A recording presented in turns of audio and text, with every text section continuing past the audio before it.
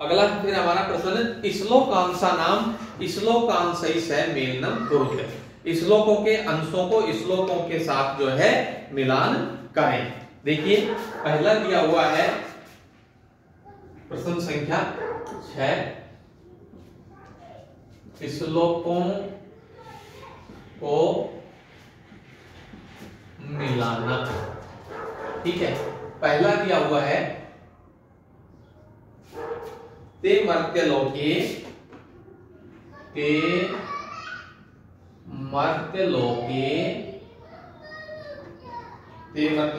भुवि भारभूता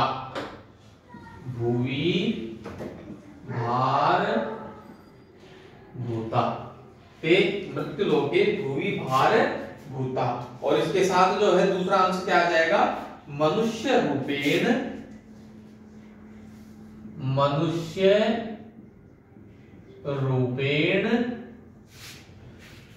मृगाश्चरन्ति।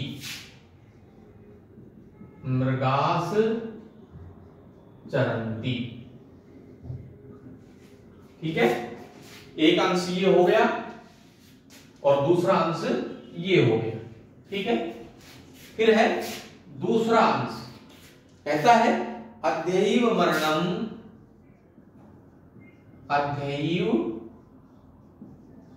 मरणम और भवतु युगांतरे वा।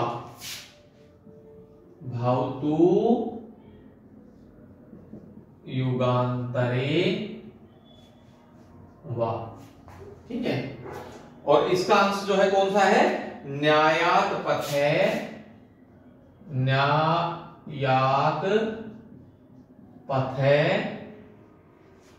क्या कहता है, न्यायात पथे प्रविचलन्ति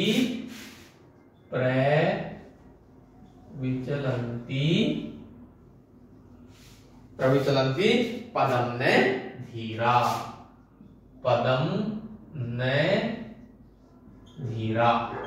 ठीक है, ये इसका अगला। तो एक अंश इसका ये हो जाएगा युगांतरे वा, और अगला हो जाएगा न्यायात पथे प्रविचलन्ति पदम ने धीरा।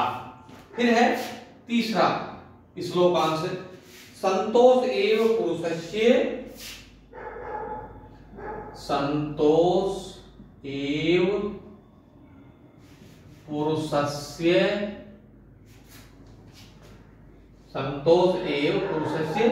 और इसका अंश क्या हो जाएगा, परम निधानम।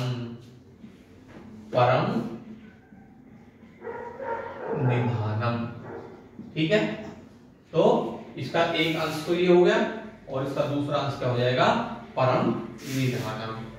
चौथा है हमारा परोपकाराय।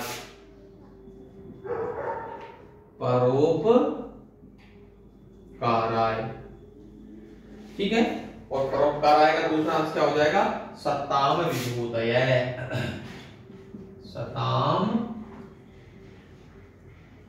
विभूतय। एक अंश ये हो जाएगा और इसका जो है मुख्य अंश ये हो जाएगा। अगला है पांचवा, क्या कहता है, काम ये दुख तप्ता नाम। काम ये दुख तप्ता नाम, काम ये दुख तप्ता नाम, और इसका अंश क्या हो जाएगा, प्राणी नाम आतिर्नाशनम। प्राणी नाम आर्ति नाशनम।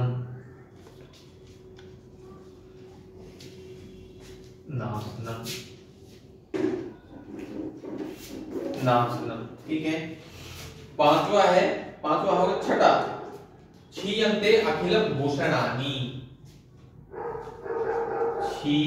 क्षीयन्ते अखिल भूषणानि। क्षीयन्ते अखिल भूषणानि, और अंतिम इसका पद क्या हो जाएगा, सततम वाग भूषणम। एक अंश ये हो जाएगा इसका, एक अंश ये हो जाएगा, सततम वाग्भूषणम भूषणम। ठीक है, शतकम वाग्भूषणम, एक अंश ये हो गया और एक अंश ये हो गया। ये था हमारे श्लोकों को, अंश को मिलाने वाले प्रश्न। ठीक है, अगला है हमारा, ये था प्रश्न संख्या 6। आम नैवा पदेन उत्तर, हाँ और ना के जो है उत्तर लिखना।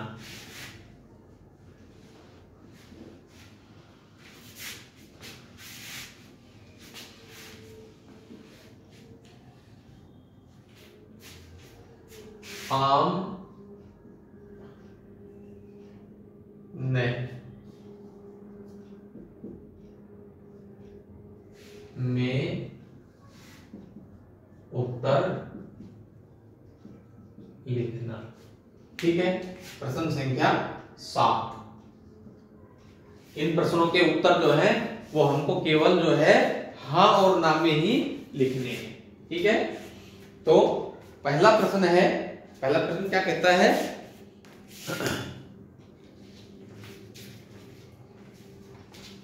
छात्राणाम 10 लक्षणानि भवन्ति।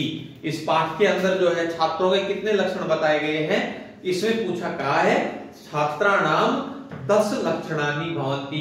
तो छात्रों के 10 लक्षण होते हैं अर्थात नहीं होते। छात्रों के कितने होते हैं, केवल 6 लक्षण होते हैं। 60 लक्षणानि भवन्ति। तो आम, आम का मतलब हाँ और न का मतलब नहीं, तो इसका उत्तर हाँ होगा या ना होगा, अर्थात इसका पहला प्रश्न जो है उसका उत्तर हो जाएगा न। क्या हो जाएगा, न। दूसरा, धीरा न्यायस्य पथात विचलन्ति।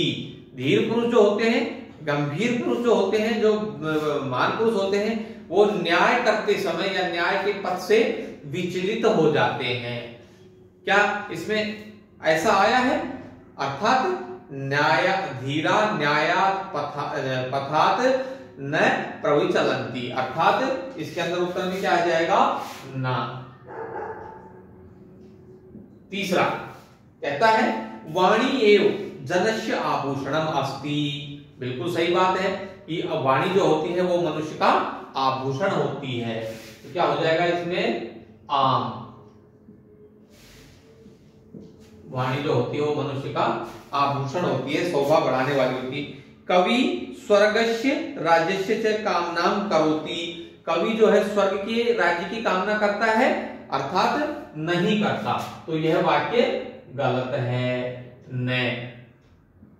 ठीक है, और अगला है सज्जना नाम सर्वस्वम परोपकाराय भवति। अर्थात सज्जनों का सब कुछ जो है वो परोपकार के लिए ही होता है। तो ये बात बिल्कुल सच है कि सज्जना नाम सर्वस्वम परोपकाराय भवति। ठीक है, फिर है अगला, पदा नाम स्वयं वाक्येषु प्रयोगम कुरुत। पदों का अपने वाक्यों में प्रयोग करना। ठीक है, हमने आपको ये प्रश्न बताया था, परीक्षा के अंदर जो है वाक्य की रचना करना। ऐसे प्रश्न कई बार पूछ लिए जाते हैं, जैसे एक चित्र दे दिया और उस चित्र को देख करके उसके ऊपर 5 वाक्य लिखना, 3 वाक्य लिखना या 10 वाक्य लिखना, या कोई एक शब्द दे दिया, उनके उस शब्द के आधार पर जो है वाक्य की रचना करना। तो इसके अंदर ये वही उसी प्रकार का जो है पदा नाम स्वयं वाक्येषु प्रयोगम कुरु। पदों को लेकर के अपने वाक्यों में रचना करें। तो इस प्रश्न के अंदर जो है हमने इसमें दिए हुए हैं। तो पहला है प्रश्न 8, ये हमने आपको करवाया था। इसमें ये शाम छात्राणाम धीरा भूषणम आश्चर्यम और दुर्बला, ये जो है पद दिए हुए हैं। इनके आधार पर जो है हम पहला वाक्य एतानी येषाम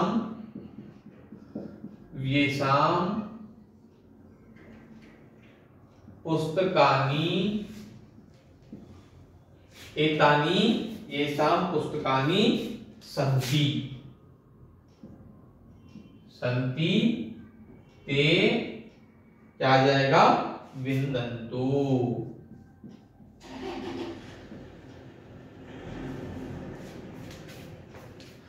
अगला है हमारा वाक्य शब्द, कहता है एतत् छात्राणां कार्यम् अस्ति। एतत् छात्राणां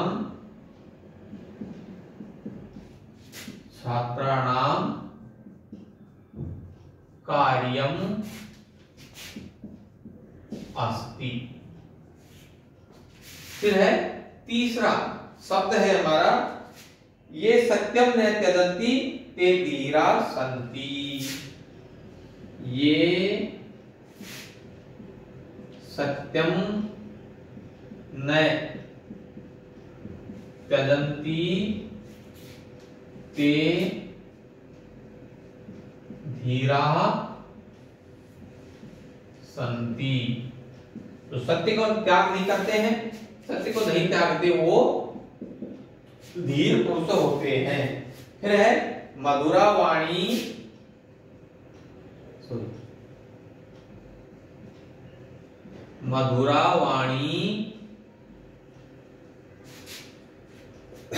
जनस्य भूषणम् अस्ति।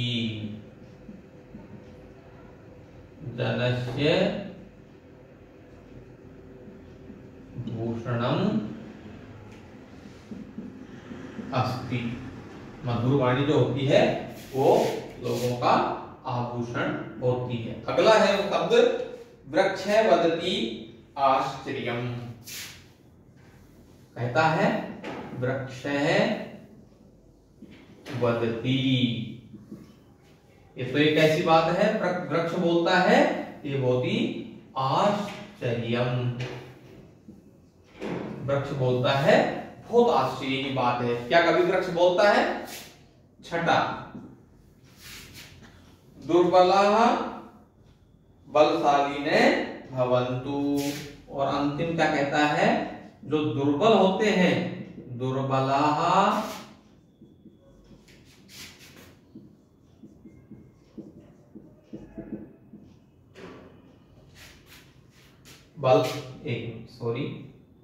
बलशालिने भवन्तु। दुर्बलाः बलशालिने भवन्तु। तो ये थे हमारे शब्दों से वाक्य की रचना। ये हमारे जो है वाक्य रचना करने वाले जो है। अगला और अंतिम प्रश्न है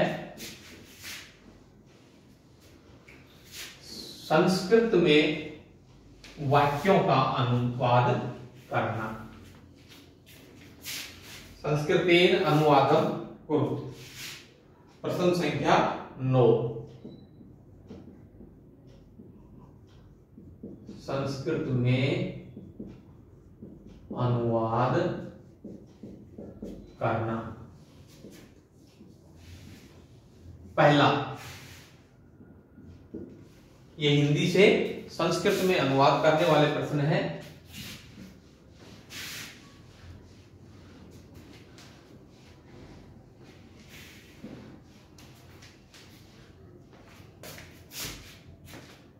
पहला है विद्या से रहित व्यक्ति का जीवन व्यर्थ है।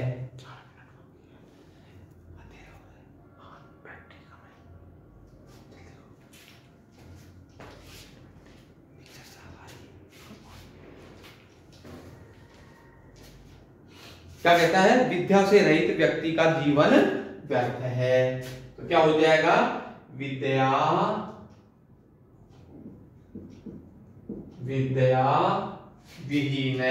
विरहितस्य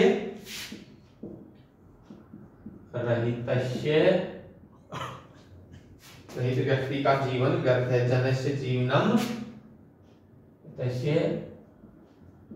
जनस्य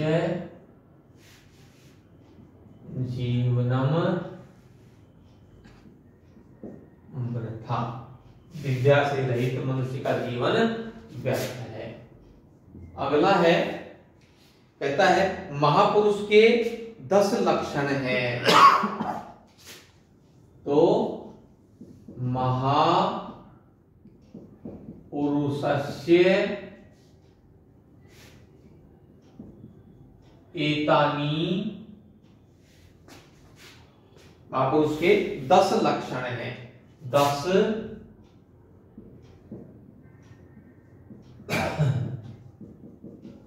लक्षणानि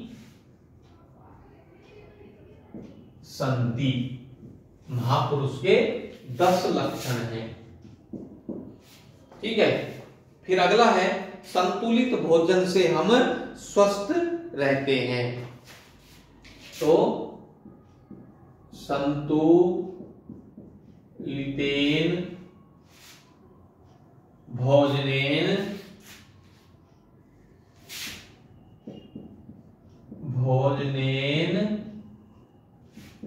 वयम क्या रहते हैं? संतुलित भोजन से हम स्वस्थ रहते हैं। स्वस्था हम भवामः। संतुलितेन भोजनेन वयम स्वस्था भवामः। अगला है हमारा, अगले में क्या कहता है? विनम्रता सबसे बड़ा आभूषण है। विनम्रता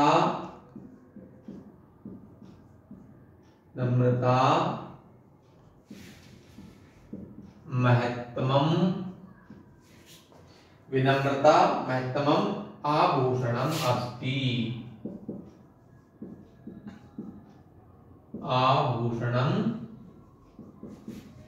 अस्ति। और अगला है हमारा पांचवा है मैं धन नहीं चाहता, ज्ञान चाहता हूं। अहम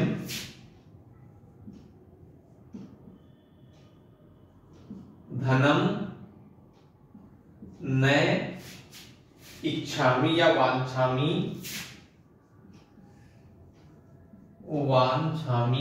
मैं धन नहीं चाहता, ज्ञान चाहता हूं। ज्ञानम वांछामि,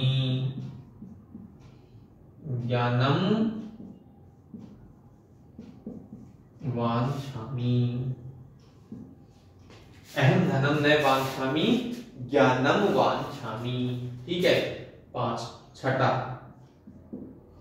छठा है सज्जनों का धन दूसरों के लिए होता है। सज्जना नाम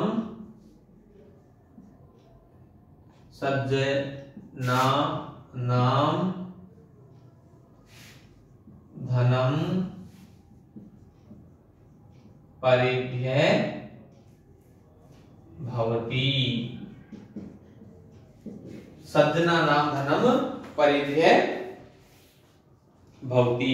ये था हमारा हिंदी के वाक्यों से संस्कृत भाषा में बदलना, हिंदी के वाक्यों को संस्कृत भाषा में बदलना। ठीक है, तो इस प्रकार से जो है ये हमारा अभ्यास कार्य पूरा होता है। धन्यवाद।